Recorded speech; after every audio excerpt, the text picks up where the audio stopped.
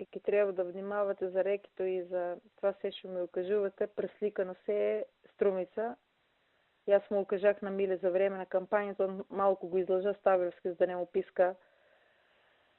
И това било пред да стигне Миле нели у Струмица. Рекито ще се прави у фирмите у Струмица. Меги той рекито не беше на почетко на кампанията, тук не до средин на кампанията течеше. И това не е нормален рекет. Нема фирма, ще не е изрекетирано Струмица. И много лошо се отрази това на... Кой е изрекетирано? На самата кампания. Славе От Гошев. кого?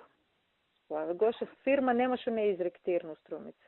Чега, ма рекет Веќе е... е собственик на... Дали они барале спонзорство, рекет е уцена. Значи, ако не ми даеш, ке те затворам. А спонзорство е спонзорство. Му викаш, ако можеш, помогни ми. Со закани и со таксуване на најневозможни нешта за взимане на пари.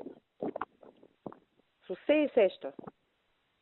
Немаше човек... Немам таква информација од никога, јас само. Па не ви се кажале. Ама Миле го подбера после Славе Гошев и излезе така бел кърпа от собствено око. От отворно кажа го и от другите комитети се слушнали исто, околните, нели регионални имаме средби. И отворно кажа оти реки това тръгнан. И плюс и това, дори от дума си беше дозволило, как го викат. Та аз се ще виках, от не гласам за него.